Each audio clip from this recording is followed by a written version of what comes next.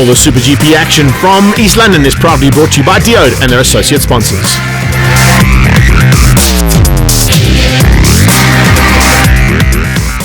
The East London Grand Prix circuit on 1000 is absolutely mind-blowing. First time out, and it's Michael White on pole. Coming in yesterday, we were fast all session, and we knew we had the pace. I honestly didn't expect 19.2, but it somehow got it right. And yeah, first ever pole, we're over the moon. The work that me and the mechanic are doing at the moment, the setup's insane. So for the race, it looks good. I just can't wait, to be honest. I want to get out, I want to go, put my head down and see where we go from there. Conditions look really good at the moment, but we know here at East London the wind really does pick up. Yesterday the wind was really bad. They talk something like 40 degrees wind. So that plays a real huge factor, especially in race conditions.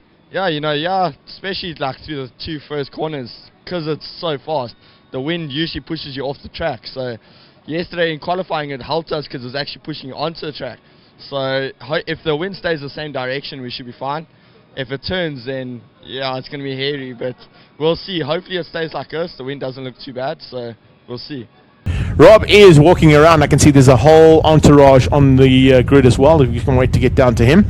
But as they come to take up their positions on the grid, remember, it is not Clincella on the My Way Yamaha that is in pole position. It's not Greg Hildenace on the Murdoch's Auto. And Creepy Crawley Transport.co today, Kawasaki. It's not Lance Isaacs. He'll only be on pole for the second race of the day. Being helped out there by Ingi Crow from GI Consulting. She's now part and parcel of the group there. Good to see that. And a welcome return for a lady who was involved initially with the original Monster SuperGP Champions Trophy and now part and parcel of Lance Isaacs Racing. Sorry. The front row, of course, is Michael White. And now we've got Lance Isaacs. Right, Lance Isaacs on the Superbets BMW. One of the better tracks for the BMW bike. What strategy for the race? Well, I think it's really going to be a tough race today. The conditions are just ridiculous. Wind is pretty bad, but it's going to be interesting nonetheless. We've got some really fast guys up in the top 8, in fact in the top 10. So I just need to put the BMW in between these pink and red bikes. And look, I'm really looking forward to a good race today. Both races. This morning warm-up was actually a little bit better for me. I tried something a little bit different. Went quicker on old tires than I did in qualifying on brand new tires. So I think the race strategy needs to be cool, calm, and collected. So we can put the Superbets and Santon BMW motor at S1000RR on top step of the podium. Well, good luck. We're going to go further down the grid and catch up with some more riders. Thanks, Rob. That's awesome to catch up with Sir Lancelot there. And as Rob makes his way back down the grid, he's going to try and find somebody that he knows. Rob doesn't know anybody on the grid, so it's going to be very difficult for him to find somebody to talk to. They don't normally like talking to Rob, but I'm sure he'll find somebody that he can have a chat to. Brandon? Looks like he's heading down to Dylan Barnard, Snowflake. Oh no, Brandon Good, even better. Brandon Good, the man who's going to be getting married in a few weeks' Down time. here, a bit further down the field is Brandon Good, the Linex Yamaha man. Brandon, strategy for the race, a lot of Yamahas, a couple of guys you need to get past. The wind's picking up a bit. How do we go about it? Look, I definitely want to see how we can try and follow the guys in front of me, because obviously they've got a nice pace. So I want to just see how the wind will affect the happenings of the race, and hopefully we can try and stay with the guys. I know we can, so we just have to give it our all, and I've got a good bike and a good team behind me now, so I definitely think we can do it. Down on the grid is a national contender, and now, of course, a man who won't be heading down to the Isle of Man, to the island this year. Alan John Fenter is standing by with Robert Portman to have a quick chat about the strategy required for this race. Been a good day for the Lacquer Racing stable at the moment. AJ Fenter, second row of the grid. What are the plans? Yeah, Rob, highest start I've had of the season. We had good pace in Cape Town. We've worked really hard this weekend. Hopefully I can get away with the front bunch, and let's see where it ends up. It's going to be a lacquer race. Watch out for AJ Fenter. SuperGP about to happen. Looks like we're getting the cue to remove all our entourage. And Brolly Babes and pit crew start to make your way off the grid, please, guys. We are looking ready to go. There's young Chase Holcher. We caught up with him as well, being pushed off there. And I'm sure that he's itching to get back onto a motorcycle as soon as possible. You can see there the cradle around that left foot, and still on, well, you could call it two wheels, because the two little ones in the front of that are just stabilizers. They're not really a a factor on a wheelchair. But he's got his training wheels on his two-wheeled machine and now looking to go. So it is almost time to get everybody ready to rock for our first heat of Super GP Champions Trophy action here in the East London Grand Prix circuit. A historic circuit of note that has seen multiple South African championships won. We've seen Formula 1 Grand Prix here in the past. We've seen top quality South African motorcycle championships from the 250cc's up to the 600cc's when they're all on their own, when we went back to thousands, when we joined things up with the Super Series, when we joined things with Vodacom Power Tour, and now a standalone motorcycle championship known as the Super GP Champion Trophy, and of course our number one class, the stalwarts of South African motorcycle racing now about to go and do battle. And yes, hang on to your ears, young man. Could hardly see that guy. He's got so much camouflage sitting on the... can't work out whether he wants to be camouflaged or not, because he's got camo jacket and a lime green bright hoodie. Nice. Right. I'll tell you, Greg, there's some tension down there. A lot of guys stressing a little bit about the wind. I know AJ Fenter is stressing a little bit about a yellow R1 that's just behind him as well. We know how tasty things can get when Carrick Flock's in the mix. So a couple of guys like Darren Upton wanted to try and catch an interview with him. Helmet on, visor down, concentrated. So there's a bit of difference. You can see a couple of the more relaxed guys. Lance Isaac's very relaxed, knows what he's got to do. Likes of Darren Upton, he just wants to focus. Had a terrible Cape Town, and it's now time for him to get out and get some championship points. Yeah, it is. And I can tell you something, with him being on the pole position for the second heat, he has got a little bit of, when we talk strategy, he's got a bit of planning to do more than anything else here, because he wants to consolidate as much as possible for race number 1. For sure. Knowing that he's going to be on pole for race number 2. So we've already seen a podium out of Lance Isaacs down in Cape Town. Can he do it again here in East London? It's a coastal circuit. It's a circuit that's been very good to him in the past. The master. It hasn't been great to Kinsella in the past. It looks like it's starting to turn things around in terms of Michael White's championship. And Greg Kildenace, 2 weekends ago, down here at a regional championship race. Very fast. Getting down into close to the 18-second bracket. Man. It hasn't been betted yet, but we had 19 twos in qualifying. 19 twos is only 2/10 of a second off going into the 18s for the first time here at the East London Grand Prix circuit. We've already seen history in the making with a brand new outright lap record in Killarney. Yeah. It's the third fastest ever lap time set at Killarney by Kinsella. Oh, man. So can it be the same? Are we looking to do something same here? I think so. The wind has picked up a bit. A couple of guys saying the conditions very similar to yesterday. So they've got a good setup with the bike. The R1 still the bike to beat, especially on used tyres. But tyre wear not such a big issue at East London as it is everywhere else. So that's why the likes of Lance Isaacs and Greg Caldenace on the BM and the Kawasaki are really up for this. They're looking at it going, right, if we're ever going to beat these Yamahas, this is the time to do it. Yeah, they're certainly going to have to look at that. Michael White just fixing Dylan Barnard's bike. Something on Dylan Barnard's bike. He should be making his way to. But he's look, it's all part of the tactics that can come into play here. Taking his time to get to the front end of the field and slowly but surely just sweeping through. There's a very cool shot of the My Way Yamaha already there, ready to go. Beautiful. Now just waiting for his fellow Yamaha mounted man to come and take up the pole. It's not easy to be on pole position. Let's see if Michael White can take the pressure and use it to his advantage. Darren Upton. We were just talking about it. Darren Upton was really up for this race, and his Kawasaki, once again, as it did in Cape Town, is out. So he had to pull off on the side. Oh, man. Darren Upton, one of the favourites coming into this. He's so not fast. What you wanted there. Upton pulling to the sideline off the track, and now hopefully... Well, it'll be up to Greg Kildenace to fly the green flag as they get ready to go now. It looks like Upton's going to be just asked to move a little bit to the side. They're all ready to go. The 5-second board is about to flip around. The lights are about to go on. Diode Super GP Champions Trophy in the house here at East London Grand Prix Circuit. Here we go. Great start from Michael White. AJ Fenter with a good start as well. Oh, look at on the inside from McFadden coming from the back of the grid. We didn't get a chance to speak about him. Alan John Fenter has got the whole shot. He heads into Potters first. Lance Isaacs in second. It's Greg Kildenace in third. What a start to this race. The consortium shipping Yamaha has gone down to 6th place, and it is a complete change around there. Look at Kinsella looking to really get up the inside and up the inside of Rifle Corner Nochal as you go through there. That is everything she's got on a motorcycle, and now looking to come in and Kokopana nearly got out of shape there. Isaacs just avoiding Sella. Kinsella. That's what he does so well. He gets to the front. He knows he can't spend any time behind that BMW machine. Look at these riders fighting those bikes coming onto the beach track. Someone off the track again even. So we haven't even spoken about David McFadden, the factor. He's picked up a couple of podiums already this year behind the field, so he's got some work to do. But look at this now. Kinsella right on the tailpipe of AJ Fenter. Great start there from the Lacquer Racing man. Isaacs and Gildenhuys so perfectly placed. This is where they want to be, as close to the R1s ahead of them. Michael White, what a terrible start. Oh, change up for the lead. Kinsella. Sella sneaks through there and gets into the sweep up onto the back straight now, heading towards Beacon Corner, trying to get away like he did in Cape Town.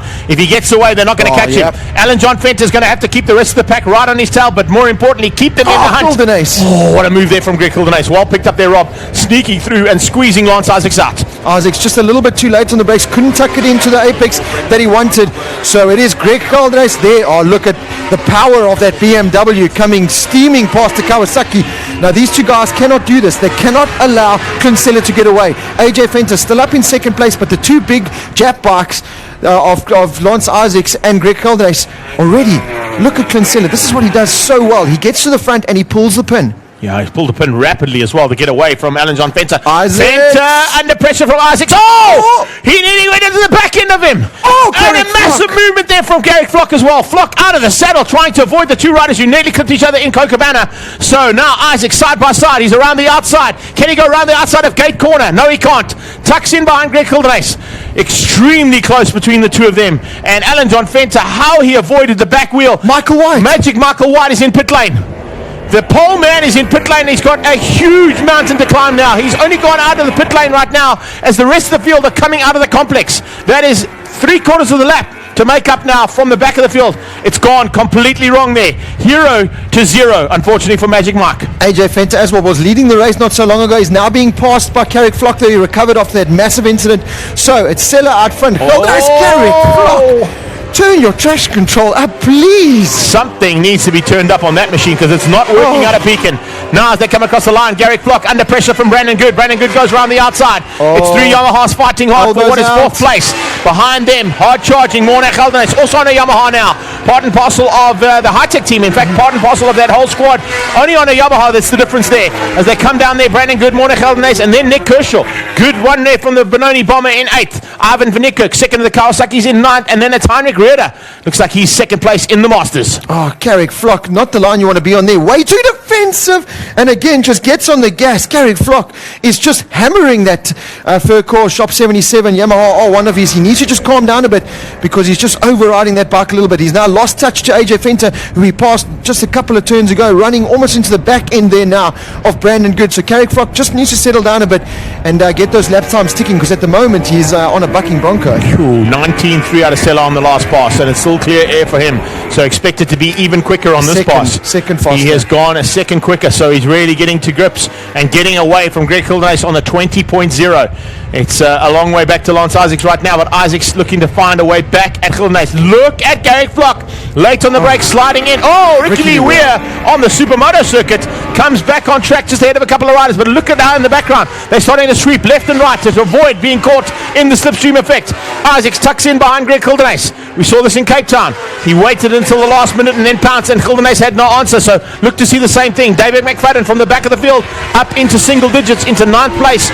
So McFlash is certainly a factor here. He could close in and possibly catch Kershaw. Gildenhuys good, and even up to Flock in 5th. Right, let's have a look at it. We've got Yamaha, Kawasaki, BM, Yamaha. And Magic Michael White's Yamaha in pit lane. So it looks like problems there.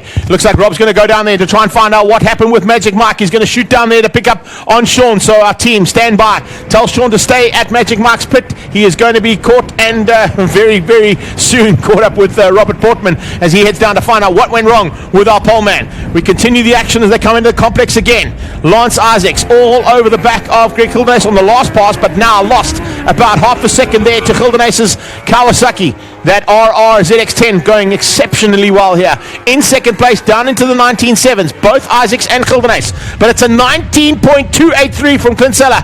I said it will be quicker. It could be even much quicker than that as they come across the line to complete lap number 4 of 15. What a start to this race. So it's Sella that leads out. Gildenhuys in second. Isaacs is third. But they are very close. And the way they've gone through there, it's only 0.4 of a second between the two of them. Alan John Fenter still hanging on to 4th place, still in with a chance of a podium. And in fact, the way that Fenter's going now, a 120.211, a personal best out of Alan John Fenter. Garrick Flock, 120.6. Brandon Good coming through there on a 20.9, and 21s out of Geldenhuys, Kershaw and McFadden. McFadden is on a flyer though. David McFadden is into the single digits, and he's looking to close down on Kershaw and Geldenhuys. Speaking of Geldenhuys doing a great job at the top end, trying to keep out the hard-charging Superbets BMW. And Lance Isaacs, he'll have to plan his race here to perfection if he wants to get back up one step higher on the podium. I don't think, unless something goes wrong with Clincella, there's going to be any answer to the Yamaha, but the battle for second is up and running. And Greg Geldenhuys on that Transport.co.za, Creepy Crawley and Murdoch's Kawasaki is being closed in. They're a lot closer this time from the Superbets and Santon Motorrad. Rob is down in pit lane. Rob, take us through what's happening with Magic Mike. Thanks, Greg. You're down in pit lane here with our pole position man, Michael White. What happened? Honestly don't know. Got into the gas coming out Copacabana and nothing happened. So first of all, I thought it might have been a flat tire, but every time I crack the gas, it's like the sprocket's broken or something. So we're having a look now and see, but yeah, we had the pace for the guys. We thought we could win, but yeah, we'll have to try and make a plan in race 2. Unlucky that. Back up to you, Greg. Yeah, Rob, that's such a pity for the young man. You can see the disappointment there and the body language. Not a happy camper about the fact that the bike was so good yesterday. He put it on pole. He had it all to do today, and unfortunately it just went wrong. Down in Copacabana sounded like it was where the problem was, and unfortunately I couldn't hear the interview in my headphones that well, but I'm sure that everybody in the world of social media and around the world heard what went wrong there with Magic Michael White. Right, we've got another lap down. We're going into the action for second place here. Greg Geldenhuys trying to hang on, Double G fighting off Sir Lancelot. How many times have we seen these two go at it? They really have got a huge amount of respect for each other, but there's no love lost, that is for sure, between the two of them. They come through the big right-hand sweep now, heading up to the top of the hill. It's 4th place, Alan John Fenter. The Hygienica Racing and Lacquer Racing Yamaha still, as I said, in with a shot of a podium if something goes wrong between 2nd and 3rd place. Rob, having to do a little bit of jogging up and down these stairs, is going to certainly be feeling it, I'm telling you, by the end of the day. So pace yourself, buddy. But a great effort there to get that interview in and find out what went wrong with Magic Mike. Yeah, our team not happy there. Looking at the rear end of the bike, Steve Cannon, so let's hope they can fix that and sort that out. But pretty much hitting not the way he wanted to start the day. No. Our pole position man got good points, did what he needed to in Cape Town in a bad weekend. And unfortunately, look at McFadden now closing on Morne Geldenhuys and Nick Kershaw. So this really is a great ride from McFadden from the back of the grid. But again, damage limitations. He needs to get as many points as possible. Listen, we spoke to him in Cape Town at the end of the race day, and he said he didn't want to get 2nd place. He certainly doesn't want 9th place. Oh, this is David McFadden. Yeah, so he's going to have to work extremely hard here to find a way through on these two Yamahas, first of all, and then potentially try and find his way up into the top 5. Garrick Flock is not too far up the road. There you can see a little bit of gap now opening up between Geldenhuys and Isaacs. Alan John can't close that gap down. Flock and Goody fighting hard. Flock might be blocking Goody ever so slightly, which is going to allow, first of all, McFadden a chance to catch on to the back end of Geldenhuys, which he's done. Now he's got to find a way past. Then he's got to get past Kershaw and then close down on Good and Flock. It can be done. He can certainly find his way back into the top 5, and that will certainly be a huge damage limitation he's provided. McFadden a little bit wide there, a little bit too much front brake. He couldn't turn the bike put it where he wanted to hit that apex. But for the BMW boys like McFadden and Isaacs, this is one of the better tracks for the BMW. So they need to get as many points as they can here, because heading to Red Star and the SWAT corpses, the bikes do battle a bit. Of course, when we get to Kailami, which I cannot wait for, then it's an even playing field. All these bikes work well there, and the grip levels and the tire wear at Kailami, let me tell you, is phenomenal. Yeah, so we are going to have world-class racing. People say, when are World Superbikes and MotoGP going to come back to Kailami? Well, let me tell you, we don't need them. Listen, we've got SA Bike Festival at Kailami as well. We're going to have a massive event. We've had a super one with Africa Bike Week. We go to SWAT Corps in 2 weeks' time. And then 2 weeks from that, we head up to Kailami with Super GP action only, not the 600s or anybody else, only the 1000s there as part of the SA Bike Festival. So, wow, we are in for some great racing over the next 5 or 6 weeks here in South Africa. Right now, we've still got 5 or 6 laps still to go. In fact, make it 9 laps to go as we're heading into the halfway stage. A 19.3 out of Greg Geldenhuys. He's upped his pace slightly, but it's a 19.2 he's got to try and find if he wants to get up there. Ricky Lee Weir down down in pit lane as well, with a problem there on the all-orange machine. So problems there for him. He'll be out of this one, which is not really a concern because he wasn't in the top 20 odd, and he's dropped out of that, unfortunately. So we're with some issues. Issues here coming from Brandon Good. Applying pressure onto Garrick Flock. Behind, it's still McFlash to find a way through. Calvinace is keeping him very honest, but remember, he is on a Yamaha. In fact, as I say that, McFlash just squeezes him out and comes up the back straight into Beacon Corner, and he's now the meat in the sandwich between Kershaw and Morne Calvinace. If McFadden can get onto the tailpipe of the Kershaw, or he's on the tailpipe of Kershaw, but on the tailpipe of Brandon Good and Carrick Flock, that'll be damage limitations at its finest, because from the back of the grid to catch those two guys, those will be great points. Look at the power of the BMW. Steams past Nick Kershaw there down the front straight. So now it's on a charge to these two guys, which you can do because these two guys are busy racing, chopping and changing and holding each other up. McFadden, clear air now. Clearly the faster out of all the riders in this group. So watch out for that BMW. It's coming. It's nice to see these two as well, just having a pick up on the fact that you've got the anniversary colours on both those bikes. One of them being the yellow and black and the other one being the red and white options running there. Lynex Yamaha, a little bit better and a lot more squatted than what you're seeing under Garrick Flock, and that's exactly why he can pull that manoeuvre. He comes out of Cocobana, he's got the bike sorted, the traction control kicks in. Garrick Flock is, as we always know, the wild child, completely out of shape out of Cocobana, and that's why he's lost that position. Yeah, just wrestling that bike way too much for my liking. You could see Brandon Good loses the front there in the left-hander. So easy to do. We talked about the cold tyre this whole weekend so far, and that came into play there. Brandon Good just turning the bike in a little bit too early, too much lean angle on a tyre that's probably not 100% warm, because he's just been going around right-handers, first left-hander. So massive mistake. Having a big look back there going, how's that change of shorts? And he runs wide because of that. All right, they got Magic Mike's bike sorted out. They need to see if I think you need to get him out there. Get him out there and just test to see if everything's right. That's a great option there from Steve Cannon and the boys from Consortium Shipping Yamaha. But it's now watching for David McFadden. His last pass was a 120.416. And McFadden slowly but surely closing on the 21s coming out of Good and Flock. Looking a bit further down the field as well. Second place in the Masters, Heinrich Rieder. Then you've got Hendrik de Bruin. That's how it sits for the Masters. A bit further down from that, Johnny Crick on the second of the high-tech, Lacquer Racing, that's the one, and Hygienica, I want to say High-Tech, but Hygienica Racing Yamaha team, and Bulevy behind him in the Masters class. But this is going to be costly for Good and Flock. If they keep going like this, McFadden is going to catch and pass them. If I could have 10 rand for every time Carrick Flock was out of the seat, I would be a wealthy man, because he is bucking and weaving that thing all over the show. Look, he's still doing the job because he's still right on the tail there, going for a top 5, which would have been his best ride on the Yamaha. Remember, switching from the BMW to the Yamaha for the season. This is a good battle. Yeah, this is Justin Gillison and of course Ferdinand Fredericks in the BMW class. Evert Stoffberg just ahead of them. So a good BMW battle a little bit further down the field. And here comes Kinsella. They're going to be running for potentially who the best. Yeah, Gildenace is closed in on Sella. I don't wonder if Sella's got an issue. I was just looking at the lap times earlier on. It went down to 0.6. It's less than 0.6 now. It's half a second. Half a second between Greg Gildenace and Kinsella. Wonder if there's an issue on that Yamaha. Did he battle to get through some of the traffic and Gildenace got through a bit easier? He's coming up on 3 BMWs. You just mentioned the 3 of them. Gillison, Stoffberg, and just behind, of course, Ferdinand Frederick.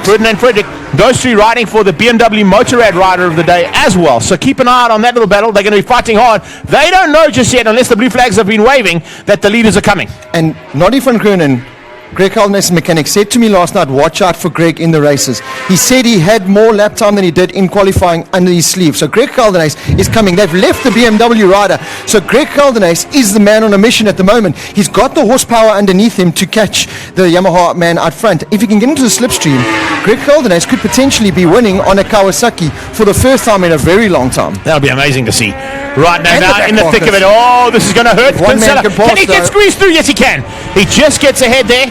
And just gets through on well done, Gillison. Yes, well done to Gillison there. Allows Caldenace to get through as well. Now they get up to the back straight. I don't think Evert Stoffberg realises that these two are going to be.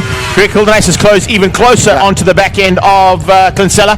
And as they come out there, just picked up on Michael White, making his way back on track just before we went to this action. Now we've got about 5 to go. Here comes the Kawa. Here comes the Kawa. The Kawasaki. Can he outgun the Yamaha around the outside into Potters? It's going to take huge ones. You need big ones from Potters Pass.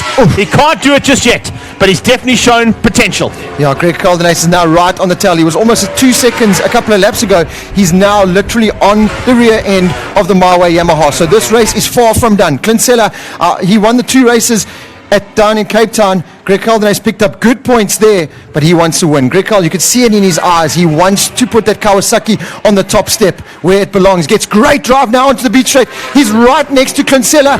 He has to pull back in the slipstream. He's not going to do it here. Caldena's, he's got a good race brain on him. He's not going to make a move where he doesn't need to. He's starting to play the game. He's starting to get the tactics in there. He's starting to show he's got the metal to get to the front end. He's starting to put the wheel in. Pressure. And the pressure is being applied here now. Kinsella in the past soaks pressure up with no worries whatsoever. A 120.8 coming out of Kinsella. A 120.2 coming out of Greg Kildenace on the last pass. It was 1/100th of a second as they cross the line. Oh, and Kildenace is all over the back of him now. Can he make this one stick? Is it too early to go right now? Or has Greg Kildenace got the pace to get past and get away? One of the hardest men to pass. As I say that, Kinsella runs wide. Greg Caldenace now leads this race. Kinsella a little bit too late on the brakes, ran wide, and is now the man chasing down the Kawasaki. Greg Caldenace on the Kawasaki is now leading. Can he put the hammer down and can he pull away from the Marway Yamaha rider? Lance Isaacs still a brilliant third place there. This is the battle now. Look, it's still AJ Fenter. He's squeezing through on the BMs there. Yeah, there we slowly go. but surely making his way through on all three BMs. Oh, Evan Softback going to come out of that one. And it might cost him a little bit of drive and allow Gillison to close in. But here they come down to the lead and, of course, down into Copacabana. It is Transport.co.za and he is pushing hard on that Kawasaki ZX-10 RR. It's the RR version that he is on. And Kinsella doesn't seem to have an answer. He's pulled 0.3 of a second over the line. Can he pull even more? It looks like about half a second going into gate corner.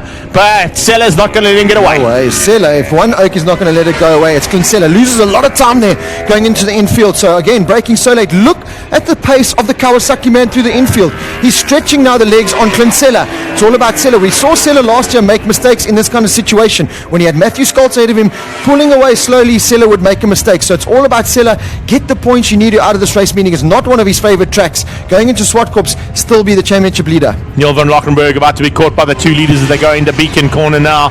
So let's see if this is going to be a little bit of turn the wick up, give it everything she's got. Have a look in the wall. I can't see Noddy just gesticulating. I didn't even see any pit boards. So I think they've left them out there to battle it out amongst themselves. They're not going to even give them worries. They know where they are. They know how far back the potential threat is of Lance Isaacs. He's too far to be a threat right now. 5.5 seconds down the road. The rest of the field starting to come through that little BMW battle. And has McFadden been able to capitalize on that? Yes, he has. He's right there with Flock. He's ahead of Good. He's got through on Goody. And he comes up alongside Garrick Flock to try and squeeze him out on the BMW. He does. What a move there from McFlash. Runs wide. And straight back from the Wild Child. Garrick Flock just stuck that yellow R1 on the inside and said, you are not coming through, my mate. Not now. He makes his way past Ferdinand Frederick. It's up to Dave McFadden. Has he made the move? And now he gets balked a little bit.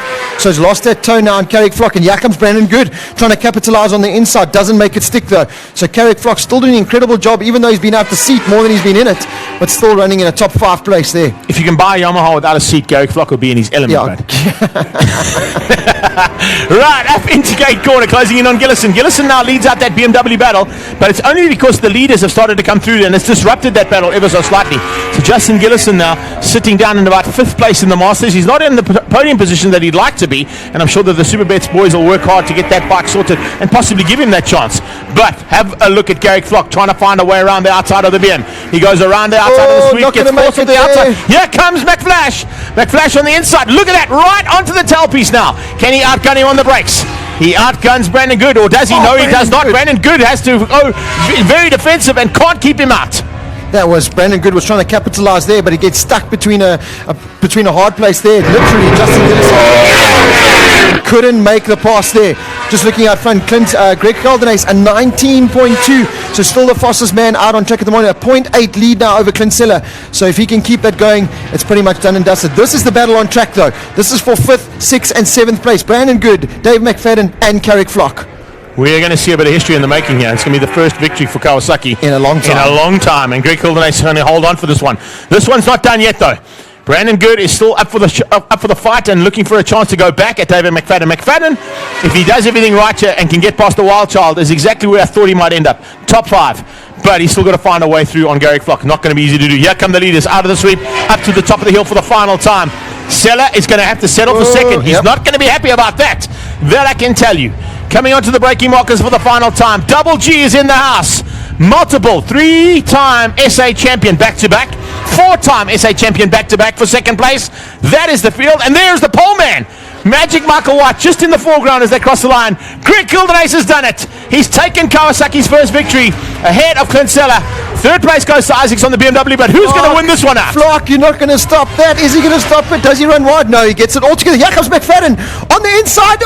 Watch the BMW. The BMW definitely has a few extra ponies. He comes down the side and he's going to get ahead only just. How close do you want it? Garrick Flock, I think, might be having a little chat there because he got fifth place, but McFadden got forced onto the grass. 0.2 of a second as they cross the line there. Incredible stuff coming out of that little battle. Lance Isaacs giving Greg Kildenace a high five. He knows how hard it is to take a victory here.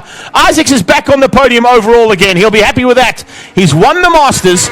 Second place in the Masters will be, by the looks of things, Heinrich Rieder, and third, Hendrik de Bruin. That's how they'll finish up for their podium. We're going to go down there to do the podium now. Rob will take you through the highlights. Good luck on that one, bud, because there's a whole lot of them. When last did Greg Kildenace win a national superbike race? Incredible ride from the Kawasaki man. He used every bit of experience that he has. Noddy and the team have done an incredible job to get that new RR Kawasaki machine up to the front of the field and give Greg Kildenace the package he needs to win a race and better the Yamaha. It's the first time we've seen a Yamaha be bettered in a very long time. So incredible ride from the Transport.co.za and creepy crawly Kawasaki rider. We're going to have a couple of highlights and replays now for you. Nice wheelie there from Greg Kildenace. It was all about the start though. Darren Upton unfortunately out of the race. Not a good start from pole man Michael White. He balked off the line. It was all about Clint Seller, Dave McFadden using all the track and a little bit more. AJ Fenter out front on the Lacquer Racing Hygienica machine. Lance Isaacs, Greg Kildenace, they came through second and third. My way Yamaha rider Clint Seller was there in fourth. Carrick Flock, watch this, out of the seat, number one. There were about 5 or 6 incidences where he was out of the seat. So incredible ride. Ricky Lee Weir did everything he could to stay on track and off of it. Unfortunately, just not the race he would have wanted. This was the battle on the track for the first opening half of the race. Carrick Flock and Brandon Good swapping positions at just about every single turn. Coming up to the top of the hill, Greg Kildenace closed the gap on the My Way Yamaha rider Clint Seller, who went in a little bit hot into the final turn, ran a little bit wide, and Kawasaki rider capitalized and into the front, and he would not let go of that first place. This was the battle on track though. Look at that. It was 3 riders in amongst the back markers there. Justin Gillison, Dave McFadden, Brandon Good and Carrick Flock. Line astern going into the final turn, heading into the final lap. Wheelies at plenty horsepower, that's all that bike is going to do. But it was all about Greg Kildenace, who picked up his first win and Kawasaki's first win in a very long time. Clint Seller not happy with that, but will accept the points, the 20 points he'll get there for second place going to the next round in a couple of weeks time at Swartkorps. Right, it's time now to head down to the podium with Greg Maloney, who's going to catch up with our top 3 Super GP riders and the top 3 Masters riders. A great effort there once. Oh, there we go. We got the PA in the background, a little bit of delayed, but awesome stuff from our top 3 contenders here in SuperGP Champions Trophy. The first race of the day for the SuperGP Class, and let's get them up on the podium there. Once again from Cape Town, an incredible ride coming out of Sir Lancelot to get back up onto the overall podium of the day, and looking forward to seeing what he can do in the second race now. Let's get him up on third place today for the Supervets BMW, Lance Isaacs.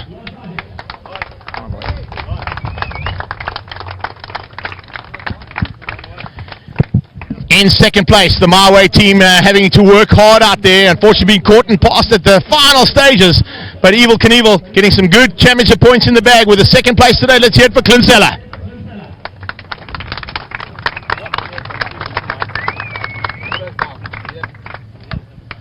And for the first time in 2017, it's a Kawasaki that's on the top step of the podium for Transport.co today. Murdoch's Autobody. And a great effort from Double G. Let's hear it for him on the Kawasaki ZX-10 RR, Greg Kildenace.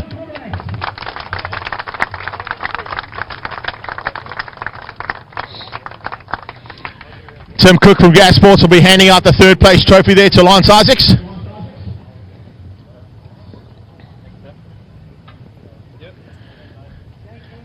Lee Watson from Diode will be handing out second place to Clint Seller.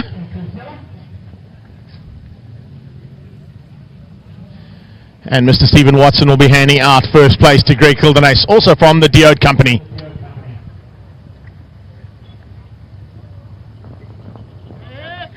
Come on, let's make some noise for them, folks. Let's make some noise for our podium there. A great effort from all 3 riders. 3 different manufacturers on the podium as well, which is always good to see. Helmets up, trophies up, big smiles.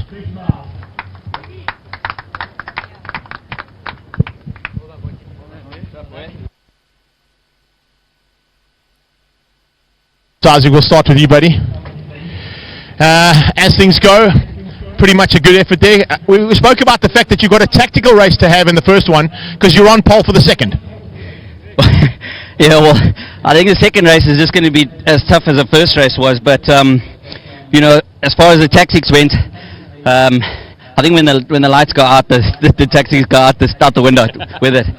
But I must say, I got a really good start, and I think the bikes are so evenly matched on pace. But you know what? Big up to Greg and Clint. They did a great job. We seem to be hauling Clint in towards the end of the race there, but I made a few mistakes halfway through the race that just helped me lose touch from Greg, and he carried the momentum forward. So you know what? I'm excited for the second race. Looking forward to putting the Superbet Santon BMW Motorrad and S1000 RR on the top step of the podium. Well, not too far away because we're going to get you onto the podium, of course, for the Masters. So big thanks there. We'll see how it all goes. But let's get second place in here. Where did you disappear to? Come on in here, Clint.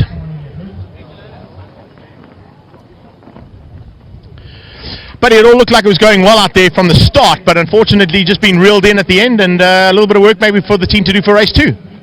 Yeah, for sure. I mean, I think we made a little change that was probably in the wrong direction. But still good, you know, you can't have it all your way every day. So good points. I had a lot of fun. Greg rode awesome, so super stoked. It's good for the series, and we had a lot of fun either way. See what's going to happen now for race number 2. A little bit of strategy change, I'm sure. Going to have to come from the front row, but not where you want it to be on pole. But I know that you're going to be hunting for that victory. Well, I'm in 20th for the second race, so yeah. There's no strategy. Hang on that cable and let's have as much fun as we can. I'm looking forward to that one. I can't wait. And of course, let's go and have a quick chat to our winner from race number 1. Get in here, Double G. Dude, it's been a long time since you've been at the top step of the podium, but you worked hard at it.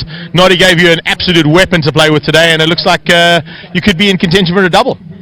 Yeah, you know, since Cape Town, you know, we had like a really bad spirit, and we decided to put our head down, test. And yeah, we got our bike set up pretty good, and we knew we would be able to compete for the win this weekend. You know, I'd just like to thank my team.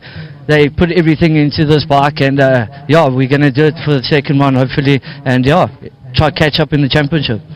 It's fantastic for Kawasaki's point of view as well to be on the top step again, and I'm sure that a little bit of extra support going to be coming now that you've shown what this bike can do. Yeah, you know, Kawasaki are helping us as much as they can at the moment, but yeah, for sure, if we can keep getting wins, I'm sure we're going to go forward. You know, this is my first win in 4 years. Man, it feels good. And I'm sure you're looking forward to another one. Yeah, for sure. Well, that's what happens normally in the Super GP. Once you got that first one in the bag, the second one comes up. We're now going to quickly head to the Masters, and of course some fun and games in the Masters there as well.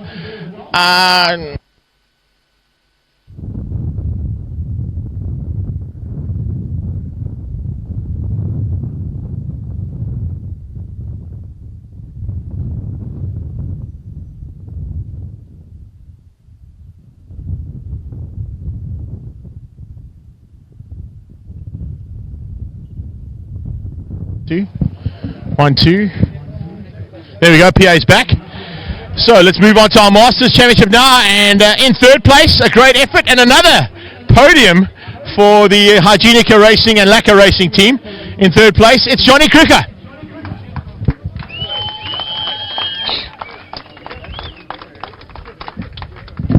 You can see how tight they are on Hygienica Racing, eh? They even share leathers. All right, and moving up onto second spot, it's Hendrik de Bruin.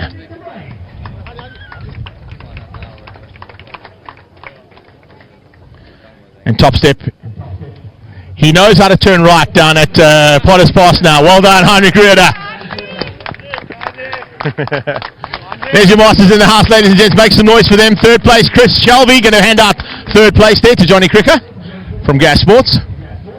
Tim Cook from Gas Sports will be handing out second place to Hendrik de Bruin. And Heinrich Rueda will be getting first place trophy from Mr. Stephen Watson from Diode. Let's make some noise for our Masters as well there, ladies and gents. Alright, Ultimate Fit, let's get down here, buddy. You definitely needed the ultimate fitness this weekend. It's not an easy track to fight out on, and pushing hard on that Yamaha. Yeah, for sure, Greg, and especially with the wind. The wind takes its toll there through rifles and potters and rifles, but yeah, Yamaha was set up nicely. Just like to thank Centurion Yamaha, Hygienic Racing and Lacquer Racing for a good bike for the day. Super bike that you've got there as well, but also from the team's point of view, this is the third podium for your team today. You're going to have a chat to the team captain there and tell him to up his game a bit. Yeah, second race, I think he better pick his game up, otherwise he's going to get left behind. Fantastic, Johnny. Thanks so much, bud. Let's get Hendrik down here quickly as well. HB, some work for you to do to try and close in on Heinrich. He just seemed to have a little bit of an edge on you. Yeah, look, I'm happy with the results nonetheless. The bike seems to suffer a bit from horsepower down the straight. I was with them for the first couple of laps and catching them through some of the turns, but then on the straights they just killed me. So we'll do some work on that and come back stronger. Looking forward to it. Well done on the second place. Big man, it's been a long time since you've been at the top end of the podium for a Masters, but I'm sure you've been itching to death there. You nearly got there in Cape Town, and now you got there for this one. Yeah, I think I've put a little effort in there, and I just want to say thank you to all my sponsors, to Motorrad, BMW, Bavarian Motorcycles, to my family. So yeah, we are. And as I said, right-hand turn at turn 1. The last time you were here, it got out of hand, but certainly looks like you got to grips with it this time. Yeah, and the last time I went straight at Potters, and I was off for like 17 months. But I'm back now, and I'll turn right.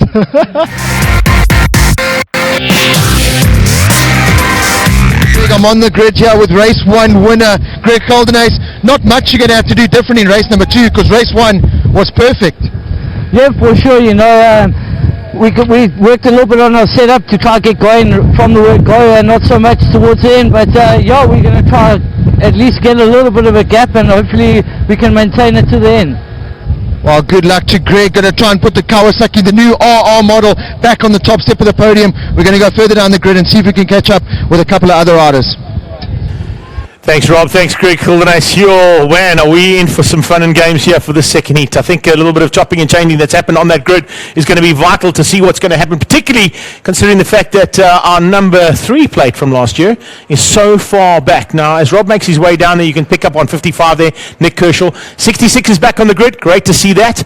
Darren Upton getting that bike sorted out. There is Magic Mike's teammate, Dylan Snowflake Barnard. Heinrich Rieder, winner of the Masters. There you got Ivan van Niekerk. Super effort from him in the first heat as well. And Rob looks like he's moving across to go and have a chat to Morne Goldenace. Morne Goldenace stepping off a couple of maneuvers. He was with Suzuki for a while, and let's go down to Rob and catch up with Morne. Right, a bit further down the grid here with Morne Goldenace. First time in East London. You're on the new Yamaha machine. How have you found the day so far? Oh yes, I found it great. It's just found it very difficult with the high speed and stuff to get used to it. But I think I'm getting the hang of it now. So we'll see in race 2. I qualified 12th for race 2. What's not very good. But I'll see how it goes, and I'll just push as hard as I could. And the wind's picked up a little bit from race number 1. Does it play a huge factor? No, I don't think. For me, I don't mind, because everybody that thinks about it, that's his issue. So I don't really mind. Everybody's riding in the same wind, so it's fine. Right, race number 2 action. Let's get it going. The final race of the day, Super GP stuff. Can Greg Goldenace win? Clint Seller is behind me. Dave McFadden is also behind me. Watch out for them coming through the field. Yeah, there's no doubt about that. Seller and McFlash are going to be pushing hard to get to the front end. There you can see Hendrik de Bruin as well. And he's had a great day so far, being on the podium for the Masters, and looking forward to another podium there. Probably one of our most consistent riders ever is that young man. Then you got Ricky Lee Weir, a bit further back there as well, just behind Hendrik de Bruin. Looking through this field of riders, it's just packed with multiple champions, ex-champions, a few riders that have got some work to do, particularly as you can see from the shot we got right now. Number 12 giving us a big high five and thumbs up, and good to see. Yeah, you got to give it horns, buddy. You can't hold back there, that's for sure. But just to the left-hand side of that shot, you can just see the My Way girls and team, and that is where Clint Seller's got to come from. It's a huge task to come from so far back, but if anybody can do it, is the 4-time back-to-back South African motorcycle champion Clint Seller. He's got McFlash behind him. He's got the BMW pack that we picked on earlier on in the day, where we saw little fights between Evert Stoffberg and the other BMW mounted riders that were fighting in that backpack of riders. But as they get ready to go now for the warm-up lap, it's the final race of the day. Final bit of action coming out of DO's SuperGP Champions Trophy, and we are in for an epic one here, particularly the way things have lined up and certain grid positions are not where they'd like to be. Right, that's what it looks like from the back of the pack. It's a massive pack of riders about to go and fight it out for the final time here today. Remember, all the action doesn't finish here. We go into a little prize giving ceremony after this. We've got our podium ceremony. We're going to hand out the Bridgewater Logistics Rider of the Day, and then we're going to Africa Bike Week to go and see Jack Barrow. If he can get his cap on the stage with this wind, I'm going to be very impressed. Rob Portman, how awesome was it to be down there? The atmosphere is palpable. I had the spare microphone in my pocket, so I was getting a lot of looks from the ladies, which was quite nice. And I had to say the line, "No, it's not a microphone, I'm just happy to see you." All right, so down in the Cocobana corner they go. This is where, as I mentioned earlier in the 600 race, this is where the race starts.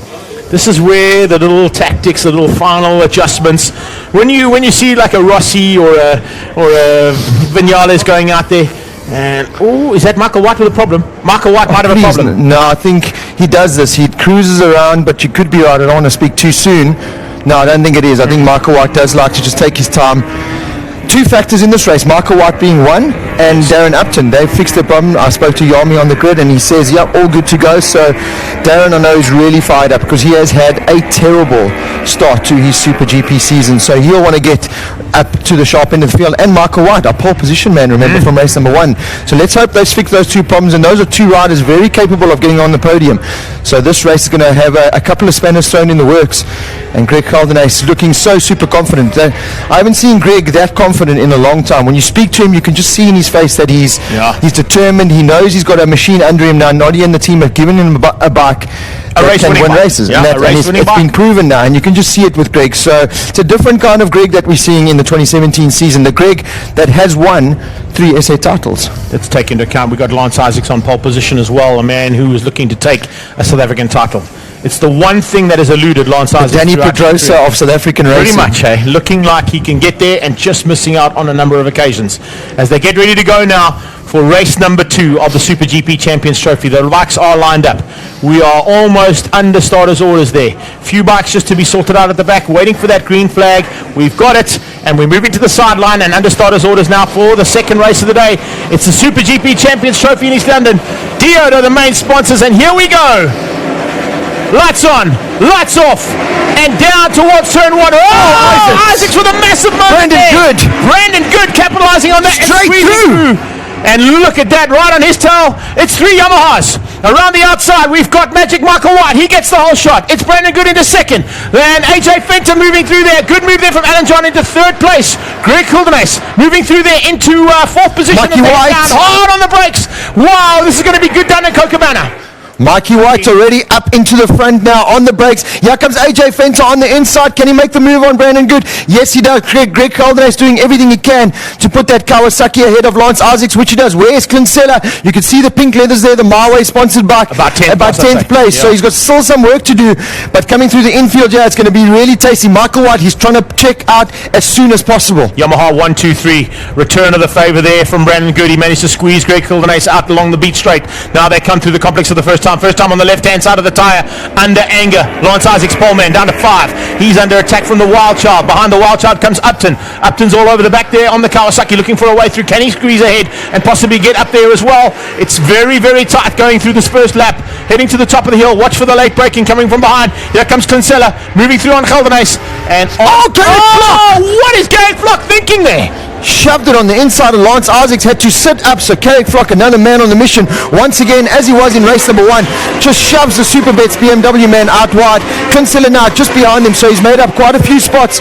McFadden not coming through the field. He wants to. There we go. Kinsella now ahead of Nick Kershaw. So that's up into 9th place. Yeah, 9th place, you're right. And look, Isaac's back ahead of Carrick Flock. Just ahead. Darren Upton, leg out, so I hope he hasn't got more problems on that Kawasaki. Isaacs up the inside, squeezing out and coming on. Gary Clark having to go around the long way around, but you can see the first 4 riders there. Look at that from the My Way pit. It's rammed with Plus customers. They are loving all the action that's going out here via Facebook and supergp.co.za. Live streaming in the house from East London, and it's Magic Michael White, the man who should have let things out from the word go in race number 1 with a small issue. It seems to be sorted. Can he keep out Alan John Fenter and Greg Kildernace? AJ is in the house again. Welcome back to South African racing. The Isle of Man TT winner is now in the hunt and looking so good at the front end of this race. But Kildernace is coming. The Kawasaki man is coming thick and fast. He's now closed. He's separated those Yamahas. There's no longer Yamaha 1, 2, 3. The Kawasaki man is coming. He's right now on the tail end of AJ Fenter. He's going to square it up. Here comes Lance Isaacs back ahead. Oh, they both run wide. Lance Isaacs squeezing Carrick Flock out, just repaying him the favor. But that's allowed Kinsella through. That, buddy. Yeah, I can do it just as well as you can. And look, he's actually left Garrick Flock behind, so it was good riding there. A little bit of strategy coming out of Lance Isaacs to force Garrick Flock into a mistake and put him onto the wide side of the circuit. Here comes Kildernace. Kildernace squeezing through into Rifle. Can he get past the Yamaha of AJ? He can. The Hygienica and Lacquer Racing Yamaha down to 3rd. It's the Kawasaki that is now the meat and the sandwich between the Tuning Forks machines at the front end. And Magic Michael White, Consortium Shipping Yamaha, ahead of the Transport.co.za and Creepy Crawly Kawasaki. On their tail, pushing hard. Look at Sella. Sella just getting all kinds of action out of the way. Here comes Kinsella. He's a determined man. You spoke to him in the prize giving after the first race. He said, there's no strategy. I just need a hang cable as fast as I can. That's exactly what he's doing now. So Sella, bike number 3, the My Way Yamaha back man. The man in the pink suit is coming thick and fast. He's right on the tail now of Brandon Good already. But Kildernace is stretching that advantage. If he gets ahead of Michael White, Sella's got a lot of work still to do. Sella going to try and now. There he goes. Braking markers up in the beacon corner, looking for a way to squeeze out Brandon Good. Can he do him on the brakes? Yeah. He's very close, but not close enough just yet. Brandon Good is good on the brakes into beacon corner. Keeps out the multiple champion. Brandon Good going to have to fight hard to keep Sella up now as they go onto the fast stuff. This is where they get to top speed. Heading into Rifle, or into Potter's Pass first of all, of course. It's 260 kilometers an hour. And then bank it over. You got about 3 centimeters of Pirelli rubber to play with, and Sella's through. Sella gets up ahead into Potter's Pass on the inside and goes up into 4th place. Change up for the lead, possibly. Greg Kildernace having a look at Michael White. Michael White had to go defensive to keep Kildernace out. Kildernace is on the inside. Can he go later on the brakes than Magic Mike? No, he can't. Look how close Sella is now. I was saying just a lap before that Kildernace has got a nice advantage. No, he doesn't. Look at the My Way Yamaha man. He's right where he wants to be now. Tucked right in the slipstream of AJ Fenter, Kildernace and Michael White. So counting Clint Sella out, something you just can't do. From 20th on the grid now up into 4th place. McFadden, not the same kind of impact. He's down in 12th place at the moment, the BMW man. But here we go, Sella. He's going to line something up here on AJ. Watch this. He's going to hit the apex beautifully here. Maybe even shove it on the inside here. Not going to do it there, but definitely the drive up the hill and on the inside. Let's see the My Way bike. Here we go. Bike number 3 gets great drive coming at the top of the hill. Definitely going to make a move on AJ. Having a look at AJ Fenter. AJ Fenter going to be late on the brakes in the beacon, but he's on the inside. He squeezes him out and moves up to 3rd place. So bike 3 into 3rd. Fastest lap of the race came out of Kinsella on the last pass. They're going to cross the line and we're going to see who's quickest now out of that top 5. Lance Isaacs starting to close in on that little battle just from behind. Not too far off the back end of the field. 19's coming out of the front 3. In fact, the first rider, only rider in the top bunch is Sella. Change up as we see Kildernace hitting the front ahead of Michael White into Potters. But looking across at the timing monitor, 19.8 out of Sella, 20s out of everybody else. So he's definitely the man on the move. And that's why Greg Kildernace has said, right, I need to get to the front and I need to get out of here. Now watch Sella. He's not going to hang around now. He's going to try and get past Michael White as soon as possible. Can't do it going down into Cochabana, but will he get the drive and will he make it stick? Kildernace a little bit wide there. Michael White trying to take advantage, not able to do so. Just behind them, a good ride there from Darren Upton, just off the back of this leading group. Lance Isaacs now closing on the back end of Brandon Good. So we're going to have a 6-7 way battle soon. Michael White back up into the lead now, going into the infield section. So the Consortium Shipping Yamaha man, a disaster in race number 1, but he's coming back, and he's coming back hard now in race number 2. But if they look behind them, they've got Evil Knievel, Clint Sella now up into 3rd place. This is where he gets great drive going into the top of the hill. And can he do the same move he did the lap before on the brakes? Not close enough this time, but he'll definitely climb into the slipstream of the Kawasaki rider going down the front straight. And he uses that slipstream. We've seen how quick that bike is, so there's a very good potential to use the slipstream to move to 2nd place now. He's close enough. get underneath that tailpipe and go for it. There is Sella right on the back of that transport. today Kawasaki, as it crosses the line, he is in with a shot here. Not quite close enough just yet into Potters, but as they go through Rifle, he's definitely going to close that gap. Speaking of closing gaps, the pole man, he is back into the hunt at the front end of this field, and he's now all over the back of Brandon Good. Brandon Good closing in on Sella. Sella through both of them. Sella goes through on both, from third to first. What are you thinking, Clint Sella? That Neo-Life stuff you've been drinking is working, buddy. Clint Sella, you could see on the podium, he was so disappointed after race number 1. He had to pretty much paint a smile on his face because he was not a happy man. This will make him a happy man. He's got out to the front. So it's the two that we saw in race number 1. Michael White still right in contention for this race win, but Clint Sella almost from the back of the grid up into first. That could potentially be rider of the day if he gets this right. But Greg Calderas, we saw in the latter part of the race number 1, had the pace. So he's got the longevity in those Pirelli tires. Clint Sella, he's going to try and extend that lead now. We've seen him do it so many times. He's got a real turn of pace coming up to the top of the hill now. Can the Kawasaki man close that gap? Looks like Sella's trying to pull away. And can Michael White, Brandon Good, Lance Isaacs and AJ Fenter, can they close that gap? Isaacs already ahead of Brandon Good. So the BMW man is not out of this by any mean. No, he's still got a shot of getting onto the podium again, and that'll be history in the making as well, because he's literally been on the podium at almost every single round of Super GP. So now as they head down across the line and completing the first third of this race, Michael White. 15. Michael White looking to go on the inside of Greg Kildenase. Has a look, not close enough. Sure, knee in the dirt almost. Knee on the dirt, knee on the rumble strip, and Magic Michael White. We've got a shot of him at Red Star where he's got his elbow down and probably that aero helmet on the ground as well. That's how low he can get that Yamaha. Now he's trying to do the same thing here at Potter's Pass. Of all corners to try that, that's not the one you want to do. You can see how heavy the wind is being now. Literally the bike's being pulled from left to right as they clamp hard on the brakes going down into Cochabana. It's going to do the same thing here going in the infield section now. You can see the riders really having to fight the bikes to get it online. This is the tricky part of the circuit though. You go so fast into this first section of the infield. You can carry so much speed, but the track is only so wide. Then you flick it over left. Greg Calderas really fast through the two left-handers. This is where Sella though stretches the My Way Yamaha. He gets on the gas. The Yamaha gets the power down a lot easier than the Kawasaki does. And you can see that. This is where the Yamahas really do take advantage on the Kawasaki rider. No, he's working hard. He certainly is. You know how hard he's working when you're having to see the pressure that's being applied. Not only from the front. Oh, Isaacs with big pressure there. You're not stopping. Running one. Oh, and getting onto the berm. The berm is Alan John Fenter by the looks of things. He manages to hang on. AJ just climbs on the loud pedal and says, right, let's go. He's in the slipstream now. Isaac should be able to pull out here. Alan John trying to keep him out. Hygienica Racing fighting hard here for a possible podium. If something goes wrong with any of the top three, Alan John is ready to pounce and wants a podium because he's the only man out of his team that hasn't climbed up on the steps of the podium yet. Look at that Kildenase though. Kildenase coming through Rifle. Absolutely everything she's got. 280 k's an hour. Probably down onto the braking markers, close to the 290 marker as they come onto braking for Cochabana, and he moves to the front. He's ahead of Sella, and Magic Michael White now can smell a little blood, taste a little blood in the water.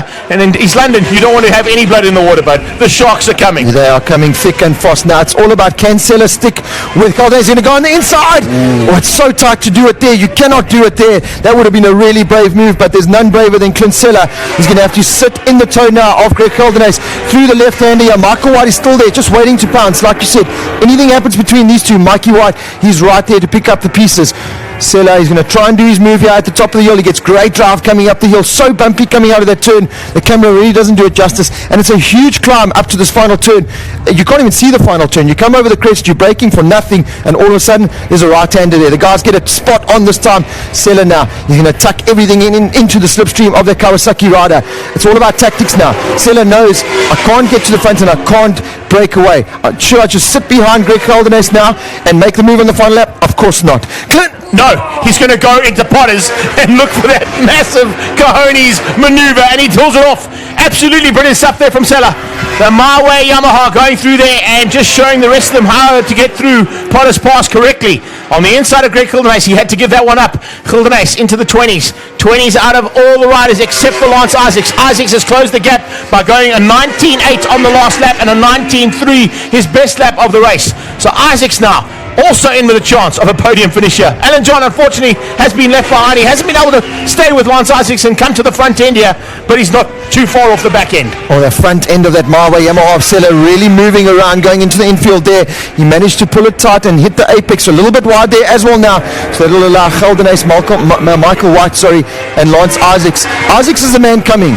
Isaacs is the master of East London. We've seen them do this so many times. I remember against Russell Wood, Greg Dre and those boys, he annihilated them. So if anyone knows how to go fast around here, it's Lance Isaacs. The BMW working really well. We know the bike's got the horsepower. Out of the 4 bikes at the front, the BMW by far the fastest. So if he can get in the slipstream here, get the toe, that BMW is going to come thick and fast. Now look at how they come across the line. They're absolutely nothing in it. The first 5 motorcycles are under a second. That's how tight it is. And around the outside again goes Stella. Woo-wee! I can tell you something. Whatever they put in that Neolife milkshake is definitely working out, because he is giving it everything he can. 20th place to the lead, chopping and changing. Isaacs! Wow, Lance Isaacs. Whatever you can do, I can do better. Greg Geldenace on the inside, flat out 6 gear, rifle range. What the hell's going on? I have no idea. Somebody. I can't swear because we got a swear jar. No, we're going to swear jar. If you swear, you're going to get into trouble. Luca Watson will tell you that you have to pay him $5. Here we go. Here we go. Underbraking into Sella's on the inside again, and he gets him. Sella gets in the gate corner. What other corner can he try? Oh! Around the outside comes Magic Mike. Magic Michael White around the outside of Greg Geldenace. It's Yamaha 1 and 2. Kawasaki back down to 3 and into the clutches of Lance Isaacs. Lance Isaacs is back into the clutches of Alan John Fenter. What were you saying about AJ Fenter being out of it? I never said anything. Just don't say anything. Let's just keep quiet. Yeah. Wow, this is incredible. The racing is doing the talking here for sure. Michael White looks determined. Michael White, that was a brave move. He saw an opportunity, he took it. And he's been there the whole time. He's got the pace to run with the leaders. He's not hanging in there, riding out of control, trying to stick with the boys. He's got the pace. In fact, he hits the front. Yeah, he uses the additional power there just to get the drive out of the last turn. But we know how good Sella is here into Potters, and he does the same thing this time on the inside. A little bit easier on the inside, although Potters pass, whichever side you go, is not going to be easy. I think there's a bump down the front straight where Sella's R1, maybe just the traction control cuts the power a bit, because he loses so much drive and it comes back to him. So maybe think about going on the right side of the track. But look at this, it's a train now. Sella getting it a little bit sideways going into Cochabana, but he does that every lap. We're used to that now. Michael White stands that R1 up beautifully. I tested that R1 at Swartkops last week. That bike is phenomenal. So Michael White, Steve Cannon has given him a bike that can win races, and he wants to win races. He's now trying to go on the inside at the infield. You're not going to make the move there. And Isaacs just using his experience, hanging around and waiting for a time to strike. Well, if anybody has got a camera right now, you definitely want to be sitting just on the left-hand side of that shot. Yeah. There are so many famous shots of up to 9 riders at one point going through there with a similar kind of racing strategy we're seeing here today, where they're literally top to tail, wheel to wheel. And as they come up onto the braking markers into Beacon, it's more of the same as AJ starts to close down. Brandon Good also not out of this yet, eh? I can tell you something. Brandon Good over the last couple of laps have been in the 20 deads. Oh no. His best is a 19.9, but guess what? It's time for some. And it's 3 of the biggest BMW riders that you've ever seen in your life. Here comes Michael White now, using the power of his consortium shipping R1. Will he make the move on the inside? You can see the crowd getting their money's worth here. SA Bike Week, this is the place you want to be. The Harley Davidson riders thinking, but my Harley can't go that fast around the racetrack. Oh, here they go. Look at that. Greg Geldenace on the inside. Oh, he nearly rammed him. Trying to keep out Isaacs. He nearly went up the back end of Clint Sella. Sella now under pressure. Michael White going to be possibly squeezed out. No, he's not. A good move there from Greg Geldenace. He nearly got up the inside. Magic Mike had to shut the door. They are coming up on that BMW battle. It's one that they are having an absolute ball on. Justin Gillison and no, in fact, not Justin Gillison. That is going to be Ferdinand Frederick. You've got Everett Stoffberg involved there as well. So heads up, boys. Hopefully the blue flags are going to be waving frantically to warn those BM boys that the lead steam train is on its way. I don't think Sella's got the setup that he truly wants out of that R1, because he seems to pull a gap, and then as soon as they get in the infield here, the likes of Michael White and Greg, they close the gap. You can see that. So not the front end feeling that Clint Sella wants from that Marway Yamaha. But here we go. We come into those back markers now, and Sella, he's going to try and get ahead of Everett Stoffberg. Does he have enough to shove it on the inside? No, he doesn't. Doesn't get held up too much just yet. Not too bad there for the two riders. Yes, he did. Oh, he bumps him, touches him as he goes past. Everett Stoffberg getting a little rub from the leader and just warning them that they're coming. There's 2 more to go. You don't want to rub with Everett Stoffberg. That's like running into a brick wall. Here they come. Michael White's on the inside. He's going to try to use the back. Not three Potters. We've got 7 motorcycles. All of them being blocked. The big lead riders have to move out the way. Michael White squeezes through. Sella goes. goes. Oh, Greg Kildenace just missing Ferdinand Frederick. What are we thinking here? That was so close. Greg Kildenace literally went leather to leather there as they came onto the braking markers. Michael White hit the front, but Sella comes back at him into Kookaburra. They managed to get past only just on those 3 BMW riders. Dude, this is what it's about. Michael White hits the front again. Sella running just a little bit wide on the drive coming out of Kookaburra. So Michael White, the bike number 58, is out front once again. Greg Kildenace still right there. So is Lance Isaacs and so is AJ Fenter. The biggest loser there was Brandon Good. Unfortunately now about 2 seconds just behind the leading group now through those back markers. There's AJ Fenter. It's now a, what is that? 1, 2, 3, 4, 5 bike train for the 1 year. And anyone, these are all race winners in this category. Any one of these riders can win this race. And I don't want to put money on any one of them because it could go any way. Here we go. Under braking for Beacon one more time. Sella is going to probably just sit for a little while and contemplate what he needs to do. We are going to complete lap 13. Lucky for some. 2 to go as they cross the line. And let's see what's going to happen on this lucky for some lap. Oh, it was Ferdinand Frederick still into a little bit of action with the BMW boys. Now they come down towards Potter's Pass again. Kildenace and Sella. How close do you want to get? That's nearly 300 k's an hour. How close do you want to get to that? Wheels touching at the end. It's going to end up in tears. Michael White, oh, you are so lucky. You have no idea how close Sella was. Sella was right in about half a centimetre away from the back tyre. Here he comes under braking. Greg Kildenace trying to go around the outside. He gets through, squeezes between the 2 Yamahas and gets to the lead. Magic Michael White didn't see that coming. He tries to come back at him. The Consortium Shipping Yamaha fighting with the Marway Yamaha and the Transport Dotira today, Kawasaki. And here comes Isaac Sella back up ahead of Greg Kildenace going into the complex section. This is why you don't have rearview mirrors on race bikes, because these riders will not want to see what's going on behind them. It is scary stuff, but Sella is up for this. He's got to the front once again. Michael White there in third, lost a couple of bike tenths now on the 2 out front. It's Sella, Kildenace, Michael White, Lance Isaacs and AJ Fenter. Incredible ride here from the Lacquer Racing stable. He's right in contention for a podium finish. Yeah, heading up to the top of the hill. He's got to get past Isaacs. He's got to get past Michael White. Might not try it now, but he may try it in the last lap. We're about to start that last lap as they come out of Beacon. It's Sella. He's trying to get everything he can out of that R1. Kawasaki in second place is absolutely to its limit. Here comes the Kawa though. Watch this Kawa. Here comes the R. It's got an extra R on that Kawasaki. He's not going to make the move stick together. I wonder if it's now tactic time. It looks like they've dropped Michael White. I don't know if he's close enough to make an impact on the 2 out front. Look at the drive that Kildenace gets coming out of Potter's Pass going into rifle range.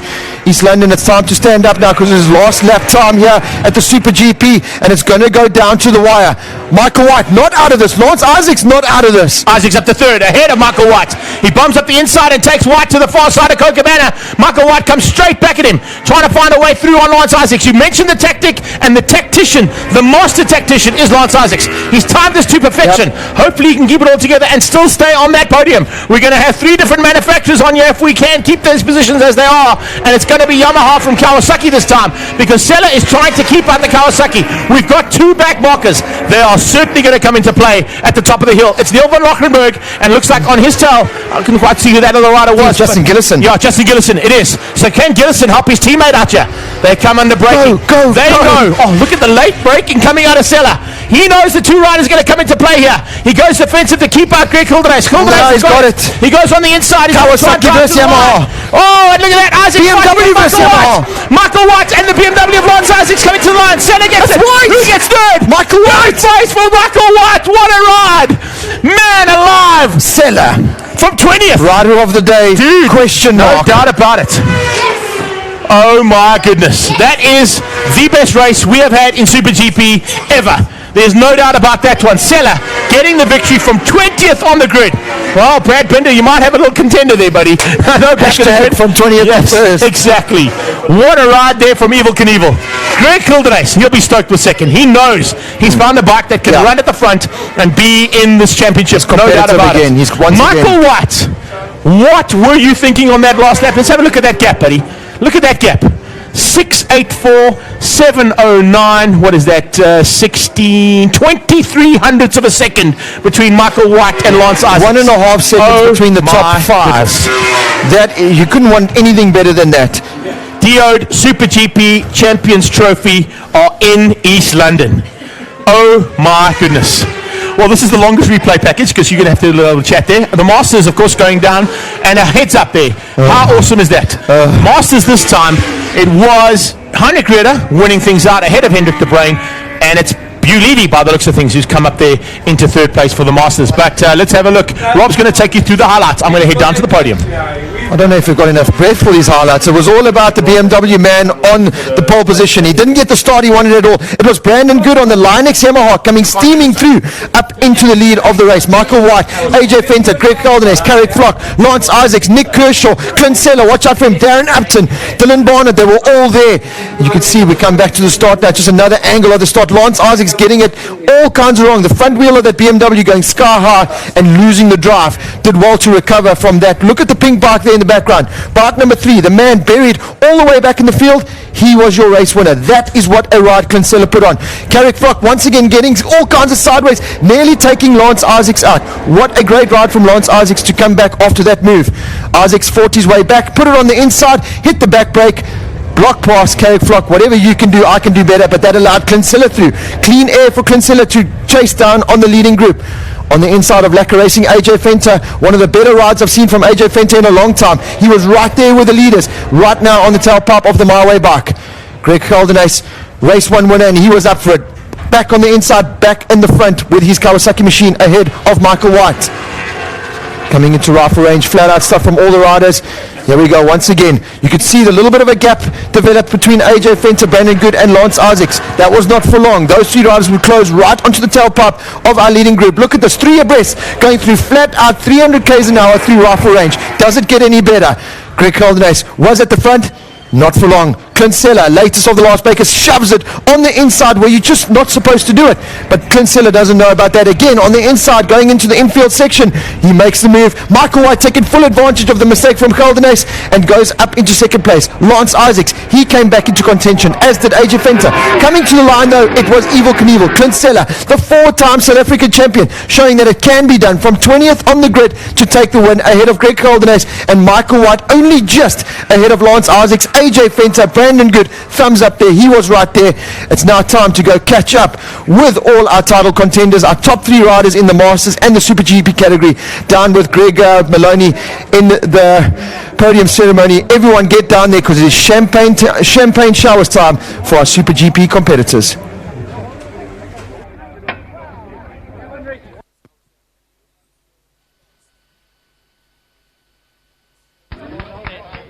On 2. Yes, indeed. Wow, Ivan, I think you were watching from the top there and probably were in the best seat in the house. But if you were anywhere around the world watching what we've just seen, arguably the best Super GP race ever in the 5 years of running this championship. We've not had 7 riders in the Super GP Championship fighting as hard as what we've just seen right now. So that's how it finishes up for the day. What a way to finish the day as well. And let's get them up on the podium so we can get through the Super GP and our Masters final awards for the day as well. In third place, riding out of the consortium shipping team, and for Ridgeway Race Bar and Manacol on the Yamaha R1, Magic Michael White. That's right, boy. Raymond is going to ask you to squeeze a little Pirelli cap on that man's head. It'll help us out, please, buddy. If you've got one. We need a Pirelli cap up there, if we can just get one for him. And some shades. Are those Oakleys? Yes, they are. I like that. Look at those little frog skins going on there. Can we get an Pirelli cap, please, somebody, for Magic Mike? Thanks, Ray. There, Raymond from Pirelli will get you a Pirelli cap. How nice is that? Thanks, Ray Beeston. Second place, but only just, for Transport.co.za on the Murdochs and the Autohouse Towing, and of course Creepy Crawly Kawasaki. I've got to try and remember all the sponsors and get them right. It's Double G, Greg Kilvanace.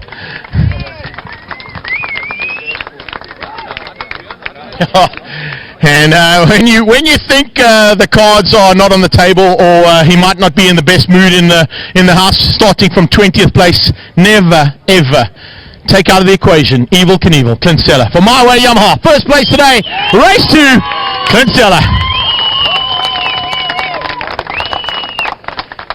Wowee. Amazing stuff from these guys, and we're going to take anything away from the riders just behind them there. Lance Isaacs was in there, Alan John Fenter was in there, so was Brandon Good. We had 7 riders fighting for first place. Boys, you put on a show of note today. Congratulations. Let's give it one more round of applause before we get the trophies out there, ladies and gentlemen. Third place is going to be handed out by Mr. Raymond Beeston. That's going to Magic Michael White. Congratulations once again. Great effort there. And high fives all around to all the riders. Wayne Doran from Pirelli is going to hand out second place there to Greg Kildenace.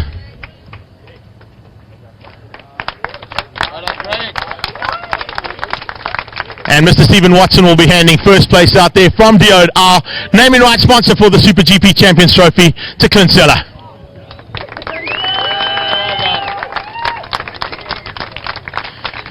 Don't forget, we've also got two other trophies we need to be handing out. First of all will be the Bridgewater Logistics Rider of the Day, and Becky from Bridgewater Logistics is going to be handing out Rider of the Day. It's pretty simple. If you're going to come from 20th place in amongst the riders that he had to fight with, there's no doubt about it. Rider of the Day, Clint Seller.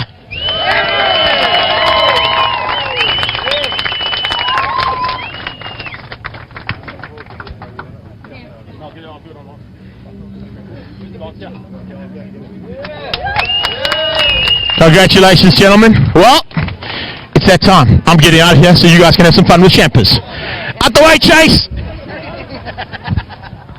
They're going to get rowdy.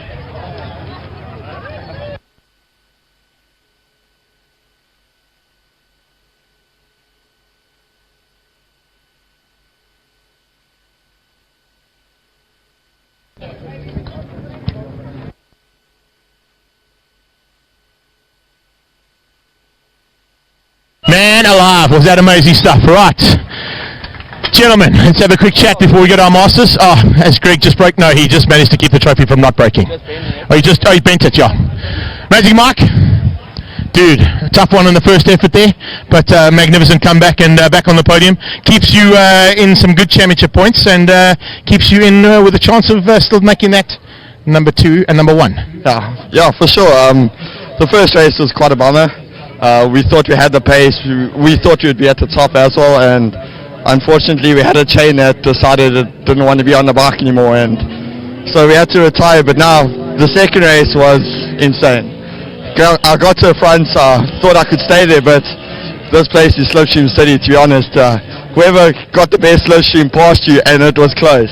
And the problem is coming to turn 1 and there's 4 guys going into potters. A few times I thought I was going straight, but it was fun. I must say, we're riding with Stella, riding with Craig. It was insane. I can't wait for more, and yeah, thank you to Consortium Shipping, Manaco, Aztec, everyone that got involved with us. Thank you.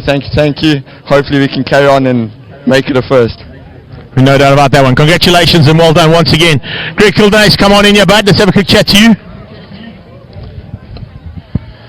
Kate wasn't quite where you wanted to finish with the double for the day, but needless to say, it's on the podium. Valuable championship points in the bag, and we know you now have a race-winning package underneath you. Yes, for sure. You know, it was a tough race out there. We were chopping and changing, but yeah, good ride to all the team, and thanks to my team for putting a great package. And yeah, we'll see the next one how we do. SWAT Corps has always been good to you, but I think more importantly, you waiting for Kyle Army, aren't you? Yeah, you know, our bike is good there, so we'll check it out. But yeah, we're looking forward to SWAT Corps. We'll take it one race at a time. You know, we've got to develop this bike, and you know, it's brand new. And like the other bikes, you know, they all got a little bit of setup. We just every race chipping away. You know, it's a good bike. It really is. Well, we know that you're good on it, and we wish you all the best for the next round at SWAT Corps. Good job today. Let's get Clint Seller in here as well, quickly. When I say quickly, I mean real quickly. Dude, you spoke to me at the start, you said you're going to have fun. I think you probably had the most fun you've ever had on a motorcycle right there, having to work that hard so early on. It didn't take you too long to get to the front, but it took you almost the whole race distance to decide who was going to win this one. No, it was unbelievable. I was like going, woo!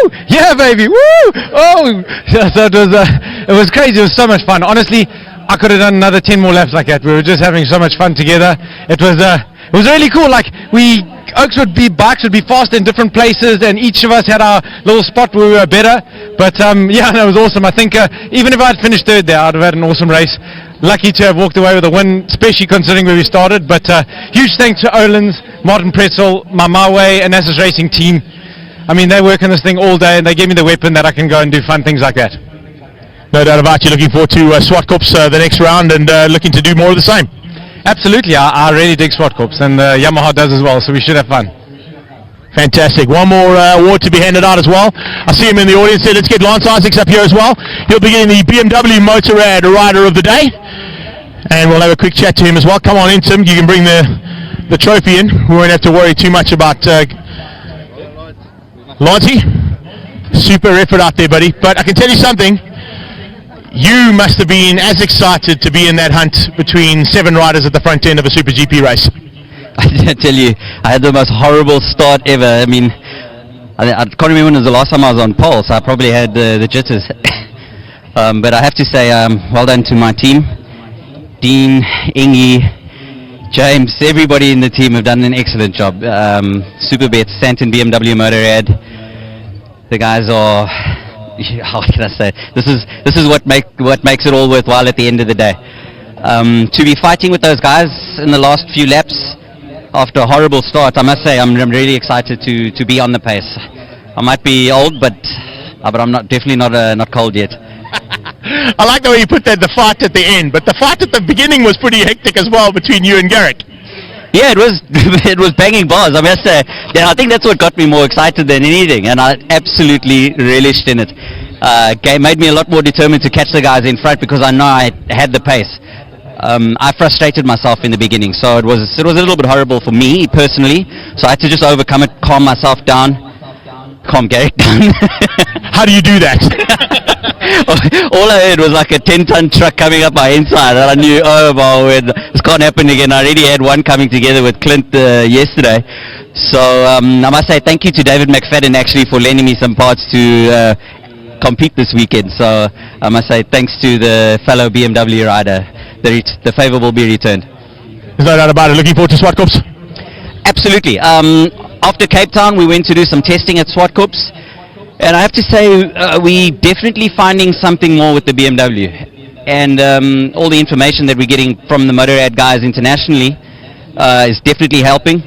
There are a few races now that are 2 weeks on the trot that I'm really, really looking forward to. And I just want to keep the momentum going. These guys are just as good as I am, and I know I can beat them. So I've beat them before. The old guard will definitely be holding the #1 trophy up soon. We look forward to it. Well done, Lance. Good effort. Let's get our top masters up here as well. Looking for, where are they? I've got one here. I think he's in second place, if I'm not mistaken. Third place is, yeah, there he is. I'm looking for Bew. There he is. Third place, Bew Levy. Come on up, Eddie. I don't think you expected that one, but good to have you on the podium. Well done, man. Second place will be Hendrik de Bruin. And where is the big guy? There he is. Heinrich Greta on top of the podium again. Up you go, big man. Good job. There's our masters for Super GP. Third place trophy. Chris Shelby going to hand that out to Bew Levy. He hasn't had one of these in a while, so it'll be great to have one back in there after changing from KTM to Yamaha. And then we go to Hendrik de Bruin. Tim Cook from Gas Sports will be handing out to Hendrik. Second place in the Masters. And Mr. Stephen Watson from Diode will hand out to Heinrich Reda. Let's make some noise for our Masters as well, ladies and gents, and stand by for the Champagne.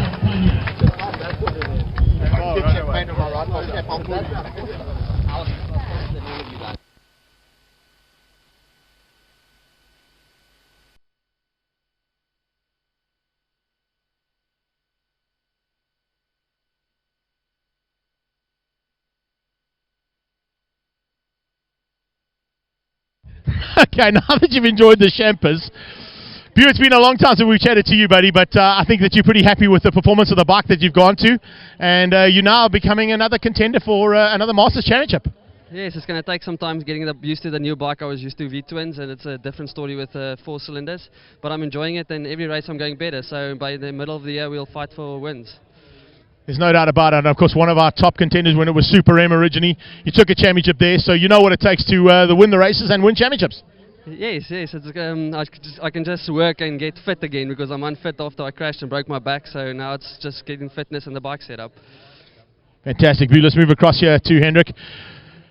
Mr. DB, another consistent ride again. It's consistency that wins championships, as you know.